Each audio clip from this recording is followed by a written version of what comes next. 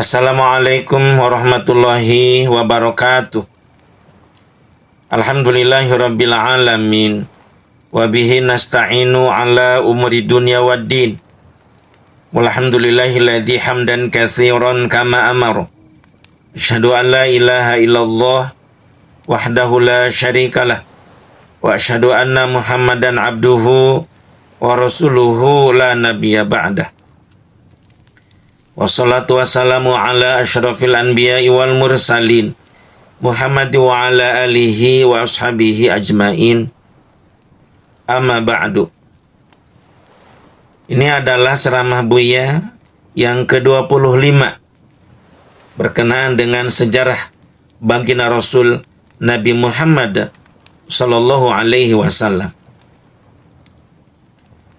Pada ceramah Buya yang ke-25 ini menceritakan tentang putri beliau yang ketiga, yaitu Ummu Kulsum bin Muhammad bin Abdullah. Ummu Kulsum binti Rasulullah sallallahu alaihi wasallam. Ummu Kulsum lahir pada tahun 603 Masehi atau tahun 8 sebelum kenabian atau tahun 20 sebelum hijrah. Masa kecil beliau sama seperti kakak-kakaknya yang tidak jauh berbeda usianya. Zainab lahir tahun 600 Masehi, Ruqayyah lahir tahun 602 Masehi, dan Ummu Kulsum tahun 603 Masehi. Terlebih lagi Ruqayyah dengan Ummu Kulsum beda 1 tahun. Maka orang-orang sering menyebut ini adalah saudara kembar. Masa kecil Ummu Kulsum sama dengan kakak-kakaknya, begitu sangat taat kepada ayah dan ibunya. Membantu bisnis ayahnya, melihat sepak terjang ayahnya yang berdakwah meskipun secara pasif dan aktif sedikit. Bagaimana mengajak kepada mereka untuk tidak menyembah kepada berhala. Bagaimana mengajak mereka supaya baik antar sesama, tidak ada perang sesama suku.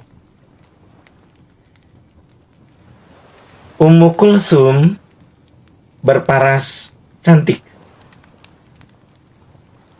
Dia atau beliau selalu memakai pakaian yang ada coraknya dan garis-garisnya. Itu yang beliau senang atau yang beliau senangi. Tidak sedikit para pemuda yang tertarik, yang ingin menikahi Ummu Kulsum. Tetapi Ummu Kulsum menyerahkan itu semua kepada ayahnya dan ibunya. Pada saat itu Ummu Kulsum baru berusia 8 tahun. Pada saat kedatangan Abu Thalib atas perwakilan Abu Lahab untuk mempersunting kakandanya, yaitu Ruqayyah, dan juga sekaligus Ummu Kulsum. Pada saat itu Ruqayyah mau ditikahkan dengan Utbah bin Abdul Lahab, sedangkan Ummu Kulsum akan ditikahkan dengan Utaibah bin Abu Lahab. Utbah dan Utaibah itu adik kakak. Utbah kakaknya, Utaibah adiknya. Maka pada saat itu Ummu Kulsum percaya kepada ayah dan ibunya dan taat kepada keduanya. Apapun keputusan ayah dan ibunya ditaat.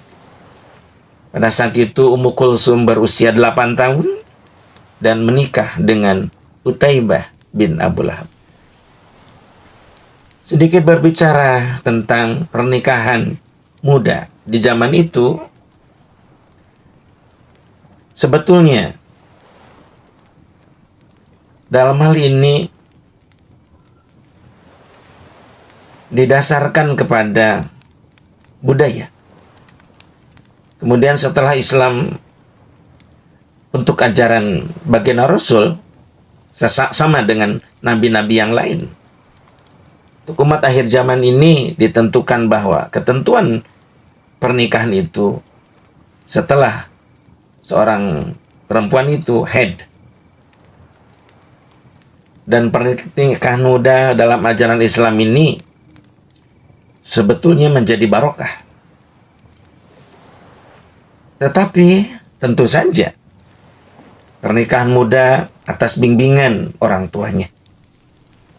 Ummu Kulsum meskipun usianya 8 tahun menikah dengan Utaibah, tetapi beliau sudah siap untuk berkeluarga. Terlebih lagi tidak lama kan, setelah turunnya surat Al-Lahab, kemudian Abu Lahab menyuruh kepada Utaibah untuk menceraikan Ummu Kulsum. Dalam usia yang sangat muda menikah lagi dengan Utsman bin Affan. Dan luar biasa, Utsman bin Affan merasa bahwa Ummu Kulsum meskipun masih muda, tetapi menjadi seorang istri yang luar biasa pengabdiannya, pelayanannya kepada sang suami. Pernikahan muda adalah pernikahan barokah. Tentu saja ini harus didukung oleh orang tua. Bukan saja hanya menikahkan anak muda, usia muda, tetapi mendidiknya bahkan sebelum haid. Berbicara tentang hal-hal yang sifatnya penting disampaikan pada seorang perempuan. Terlebih lagi setelah haid, perlu disampaikan hal-hal yang ada keterkaitannya dengan perkara seksualitas. Kalau ada bimbingan yang baik dari orang tua diarahkan, tentu nikah muda adalah nikah yang barokah. Setelah pernikahan juga tidak dilepas begitu saja. Bimbingan orang tua itu harus selalu menyertainya meskipun tidak ikut campur dalam hal-hal yang sifatnya privasi antara suami dan istri. Dibuktikan juga oleh Siti Aisyah radhiyallahu anha pada saat menikah dengan beliau, baginda Rasul, pada usia 9 tahun. Bagaimana Siti Aisyah saat itu bisa mendampingi baginda Rasul dengan sangat luar biasa. Jadi kita tidak boleh melihat sebelah mata tentang pernikahan muda ini, dan bahkan ada yang menyalahkan, auzubillah summa auzubillah, kepada ajaran Islam. Ini perlu disampaikan, apalagi kalau sudah pubertas muncul, tidak dibimbing oleh orang tua, kemudian dipersulit berkenaan dengan pernikahan. Apa yang terjadi? Maka perzinahan di mana-mana. Pergaulan bebas, seks bebas yang dilakukan oleh generasi muda, bahkan itu sudah menjadi seperti binatang. Auzubillah summa auzubillah. Dalam hal ini ajaran Islam membolehkan nikah setelah haid, asalkan setelah haid. Tentu harus ada bimbingan dari seluruh pihak. Karena seorang orang tua itu bukan saja mengasih makanan, mengasih pakaian, tetapi juga berkewajiban untuk mencarikan jodohnya, kemudian membimbing tentang persiapan rumah tangga. Insya Allah dengan cara begitu, nikah muda adalah nikah yang barokah. Begitupun dengan Ummu Kulsum. Setelah diceraikan oleh Utaibah bin Abu Lahab, kemudian ditikah oleh Utsman bin Affan, itu sudah bisa melayani Utsman bin Affan. Padahal cukup jauh perbedaan usia antara Utsman bin Affan dengan Ummu Kulsum. Pada saat diceraikannya Ummu Kulsum oleh Utaibah, begitu sangat sedih baginda Rasul. Dan juga Ummu Kulsum tentunya. Dalam waktu yang bersamaan juga Utsman bin Affan sedih. Sebelumnya, pada saat istri tercintanya yaitu Ruqayyah meninggal dunia. Maka saat itu baginda Rasul melihat kesedihan Utsman bin Affan. Ditanya, "Mengapa, wahai Utsman? Aku melihat engkau begitu sangat sedih." "Wahai baginda, bagaimana tidak sedih aku kehilangan seseorang yang luar biasa, turunan seorang Nabi." Maka saat itu Rasulullah Shallallahu Alaihi Wasallam menikahkan Ummu Kulsum dengan Utsman bin Affan.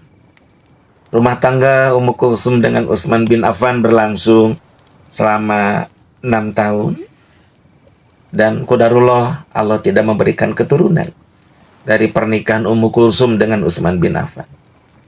Kemudian pada saatnya inna lillahi wa inna ilaihi raji'un, Ummu Kulsum meninggal dunia di Madinah pada usia 27 tahun. Tepatnya yaitu pada tahun 630 Masehi di bulan suci Ramadan. Demikian sejarah tentang Ummu Kulsum. Mudah-mudahan kita semua bisa mengambil pelajaran dari kisah nyata ini. Sejarah baginda Rasul ini. Cerita atau sejarah yang sangat menjadi suri toladan bagi kita selaku seorang muslim dan muslimah. Mohon maaf dari kekurangan dan kekhilafan. Wabillahi taufiq wal hidayah. Waridha wal inayah. Wassalamualaikum warahmatullahi wabarakatuh.